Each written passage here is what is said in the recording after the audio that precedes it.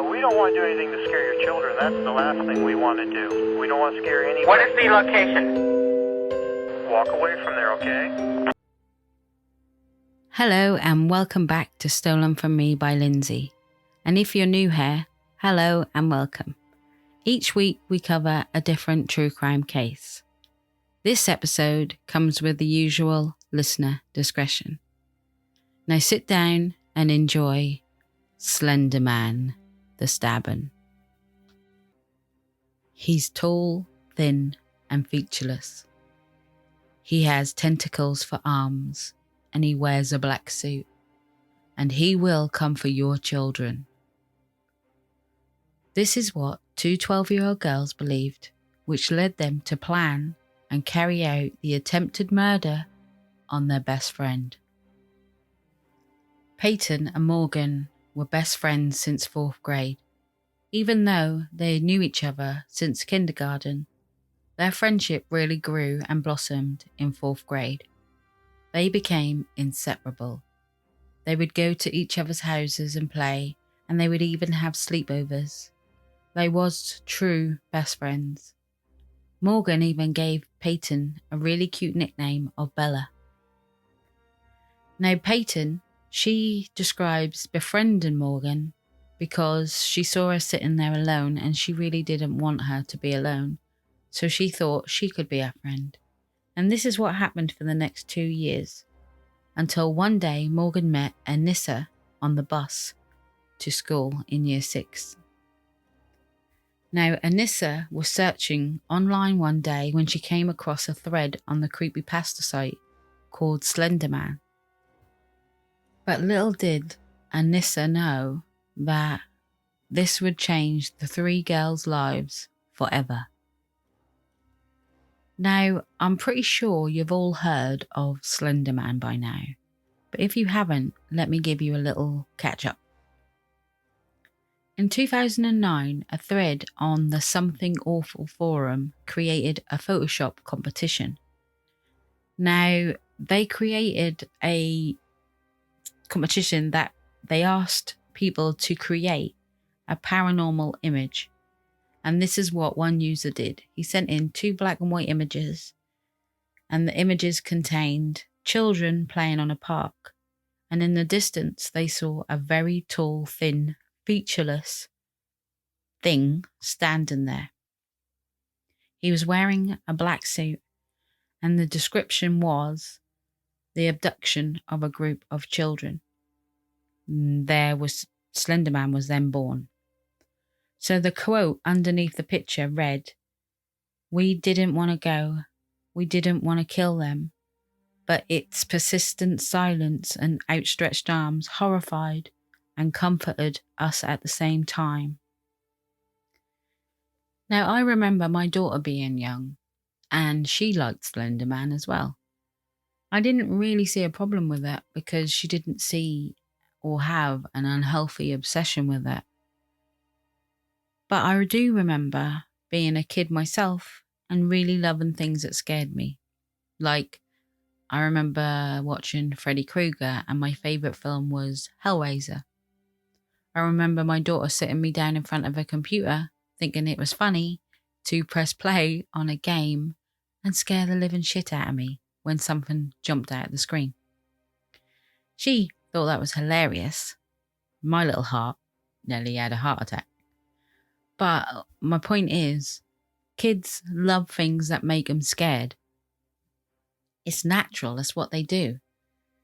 So I can understand the parents of these children not really being too worried because they probably did it all when they were younger as well. The problem is when you take it to the next level. And Anissa was obsessed with Slenderman. And she believed Slenderman was the real deal. She told Morgan about him and they both become obsessed. They thought he was so real that they would end up believing their families were in danger or would even be killed if they didn't become Slenderman's proxy. Now, a proxy is what I believe. Anissa said that if you picture a pyramid, Slenderman would be at the top, killers would be in the middle, and proxies would be at the bottom. So you had to prove yourself worthy to become a proxy. Now, what I don't get is if you have to prove yourself worthy to become a proxy and you have to kill someone to become a proxy, namely a child, how come you're not a killer and you're only a proxy? I generally don't know the answer to that. So if you do know the answer to that, please comment below, because I really don't. Now, they thought that they would become proxies and they would go live in the Slenderman mansion with him because they'd be safe once they were proxies. This would guarantee they were safe. And for the next 6 months, Morgan and Anissa would plan to become proxies and to become worthy to serve Slenderman. They had to pick someone who would be a sacrifice. And what they did was they started making code words such as cracker for knife.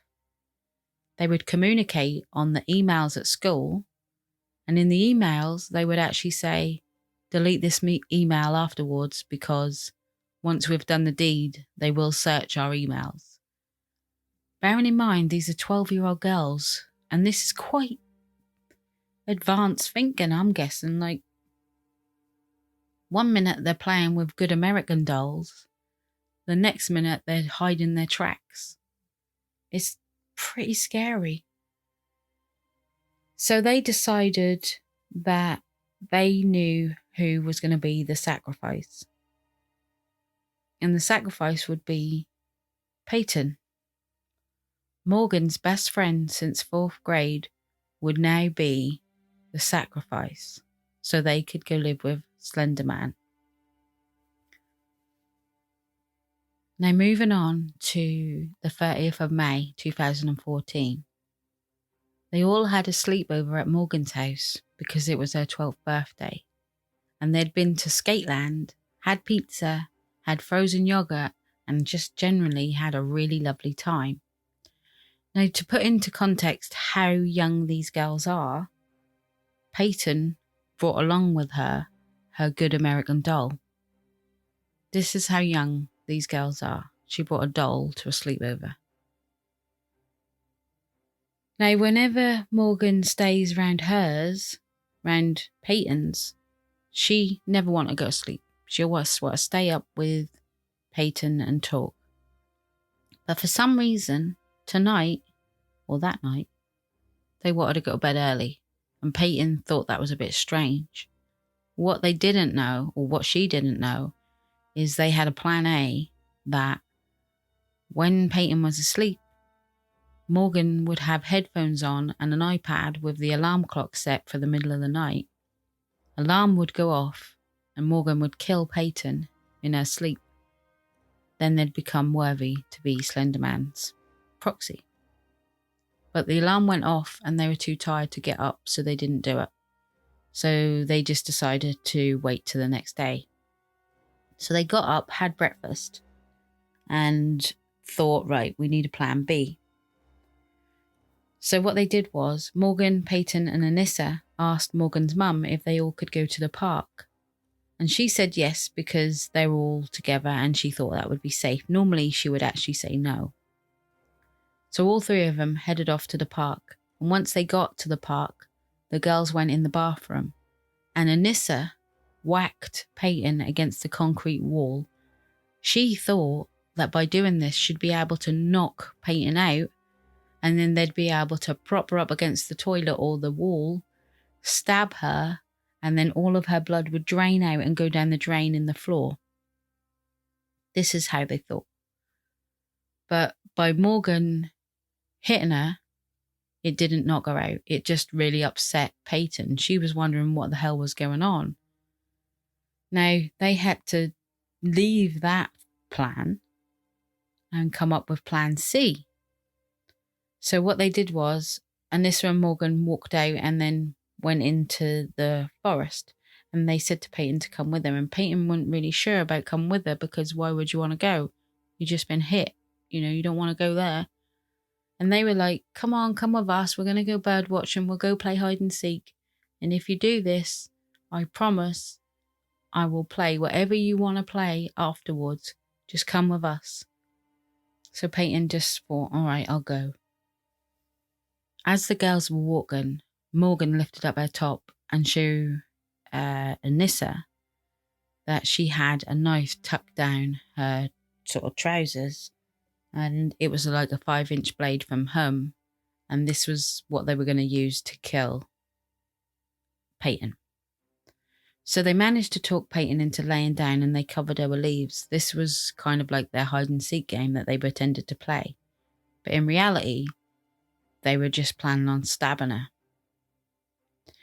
Now, Anissa walked away about 5 foot and shouted to Morgan, "Go ballistic, go crazy." Morgan was on top of Payton and she whispered to her, "She's just a little kitty cat and not to be scared." And then Morgan stabbed her best friend since 4th grade 19 times. Payton was screaming, as you could imagine, being stabbed. And the girls told her to lay down and lay still and they'd go get help. If she tried to get up at any time, the bleeding would get worse. So stay there and they'll go get help. The girls never come back with help. They left their friend to die alone in the forest.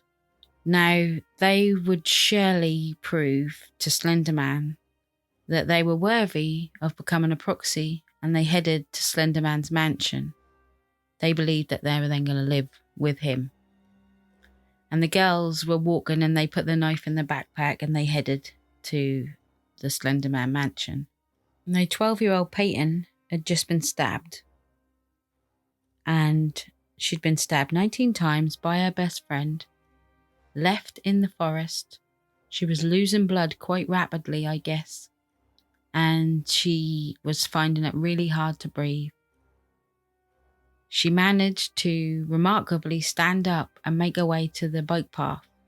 And this is where she sort of got to and then collapsed.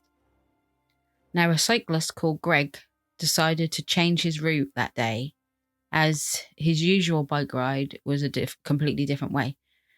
And he decided that he was going to go down this way where you're not really allowed. But as he approached Big Ben Road, he saw a young girl collapsed on the ground.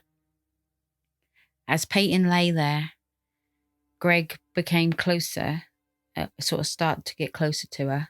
And Payton said, "Can you help me? I've been stabbed."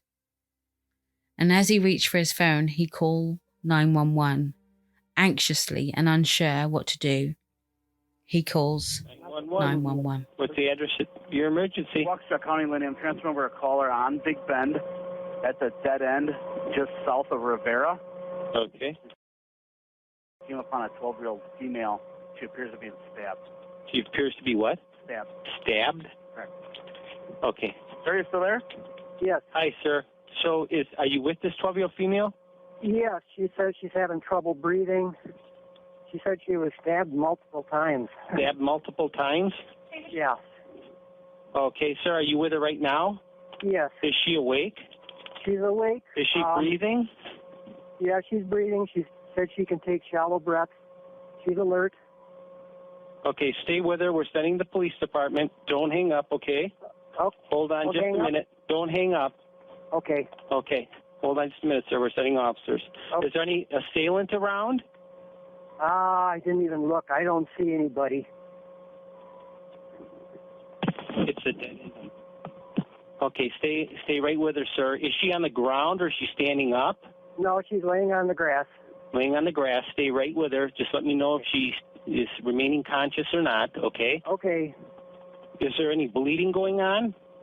Her clothing has got blood on it. Where are the wounds? Do you see where the wounds are? No, I don't know if I should be rolling her over and checking or not. Do you know where? Okay, just stay with her and just let me know if she's conscious or alert or stops breathing or anything. Hold on, I'm going to talk to the ambulance. Police are also en route. Okay, thank you. I'm bothering you at all? My shade? Okay. see her very soon. Okay. Just keep her in that position. Just let me know on her breathing. Okay. Her eyes are still What's your open. name, sir? My name? Your name. My name. Okay, were you just passing through? Yes. Okay, and you found her and she was just laying there? Yes. Okay. Okay, so you see any active bleeding or blood spurting out or anything like that? No, unless it's underneath her. I just see just dried blood. Okay, just dried blood. Okay. Okay, is she still breathing? Is she still alert? Yeah. Okay, stay with her. Yep. Stay with her. Keep an eye on her. Hold on just a minute. Do not hang up, sir. Okay, I will not. Who did that to you? Or don't you want to talk? And she didn't say who did this or how it I happened? don't know. I don't know if she wants to be talking. I started to ask her, and then That's okay. If she's... she's got to save her energy, I think. Okay, but you see nobody else around you. Are you clearly visible when they pull down that road towards the dead end that they'll see you? I'm sorry, I couldn't hear you. Are you clearly visible when they come down there so they see you? I'm going to have, I got a strobe flashlight on my bicycle. I'll shine that towards any emergency vehicle I see. And I'll be standing in the middle of the road. You're in the middle of the road, and where's she, in the side of the road?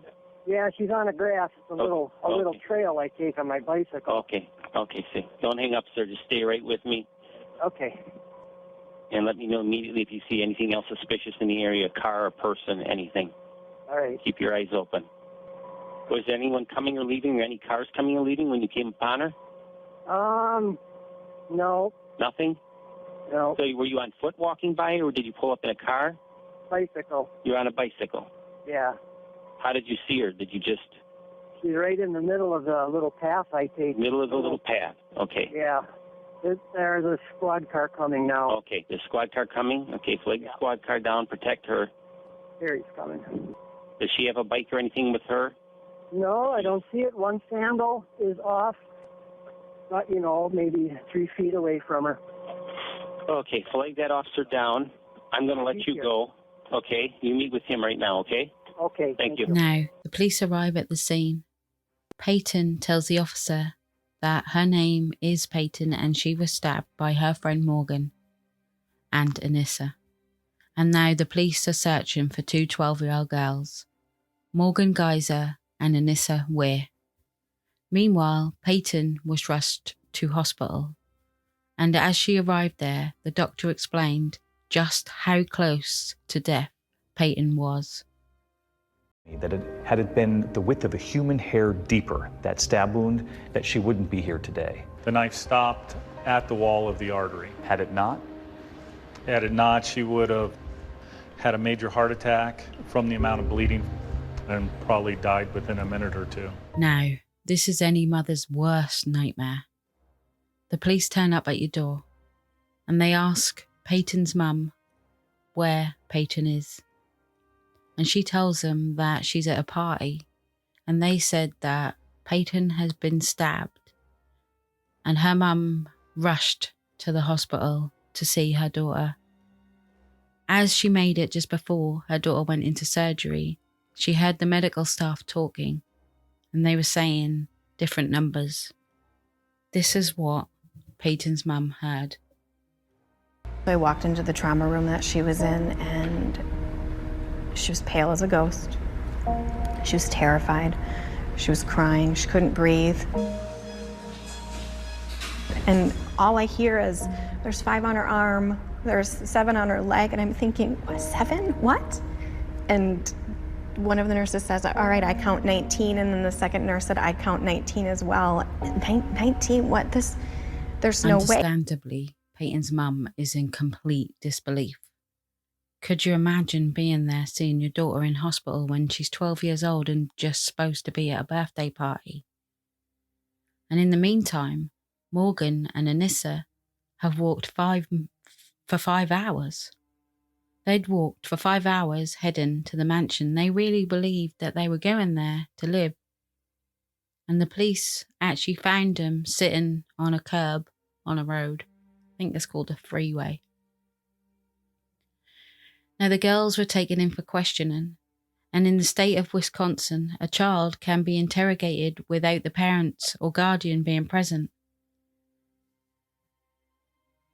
In blood-stained clothes, the girls answer questions. Morgan clearly has no remorse. She said, when people trust you, they become gullible. It's sort of sad. That's what she said. The officer said to Morgan, "Why did you do it?" And she said, "You know." And he said, "What?" And she said, "Stab, stab, stab." I might as well just say it. Kill her. I was going to kill her. Morgan did this throughout her interviews. Very non-emotional. And she even threw Anissa under the train a few times. She said that Anissa was the first person to stab Payton, and then Anissa gave her the knife.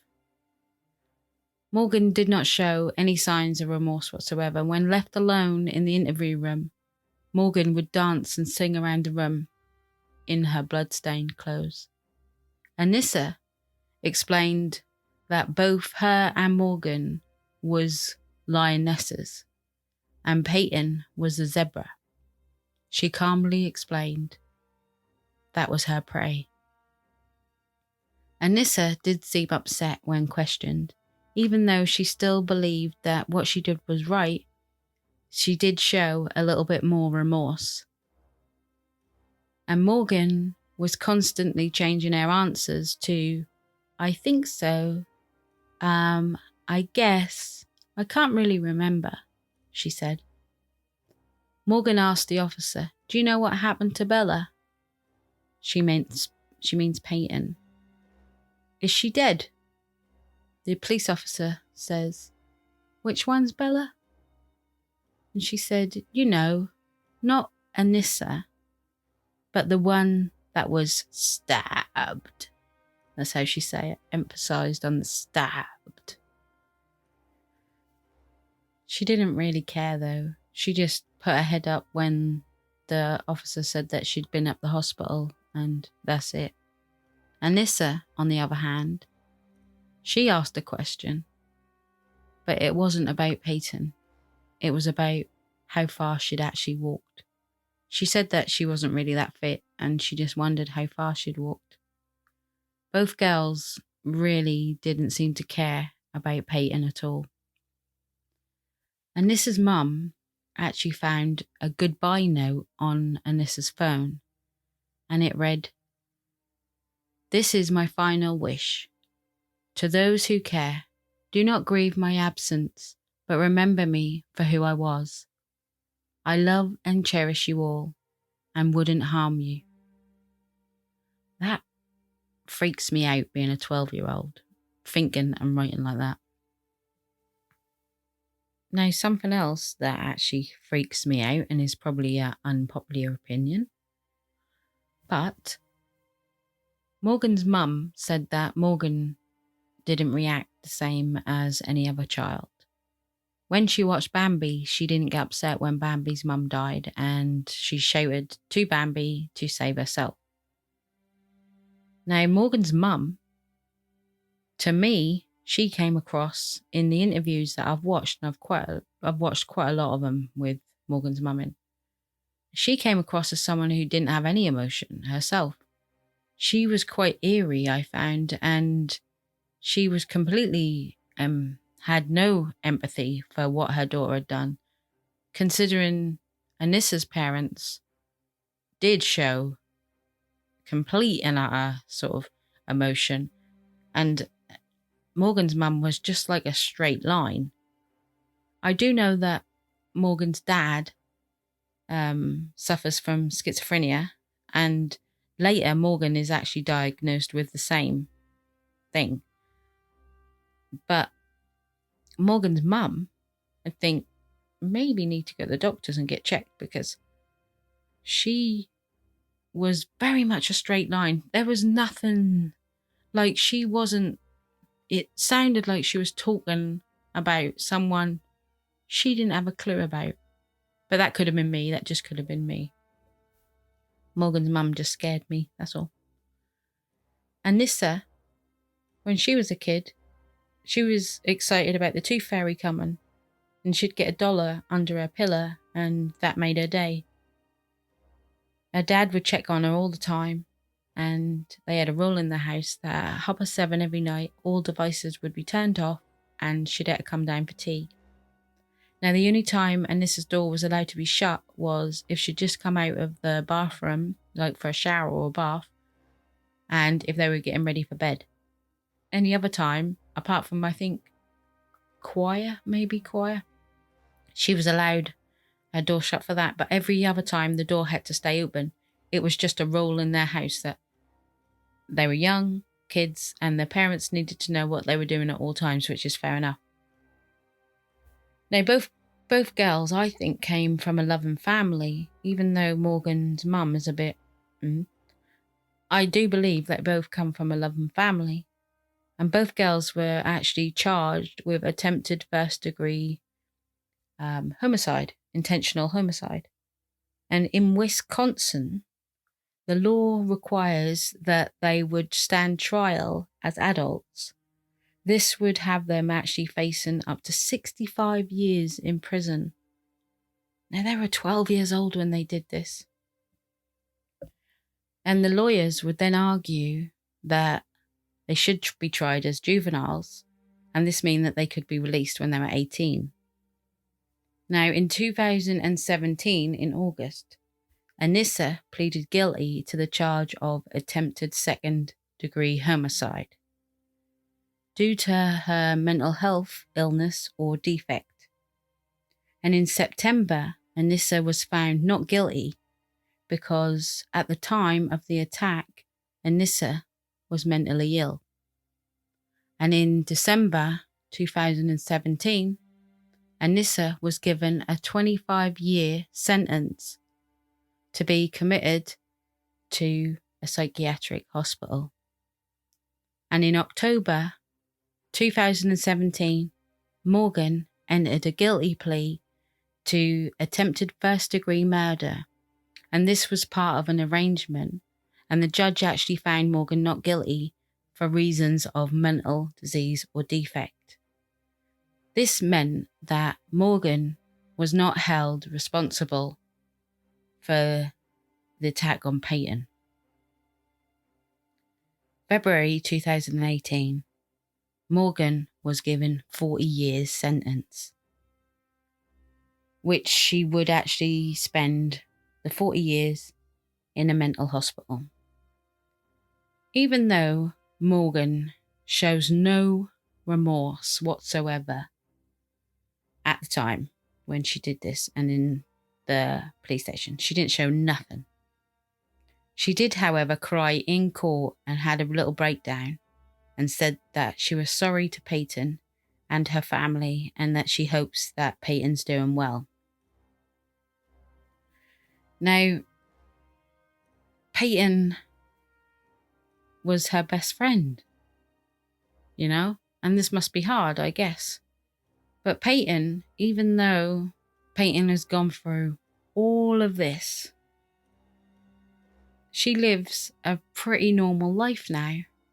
She did have to work really, really hard to rebuild her life. And she was only young. She had to deal with school and college now and starting to make friends again.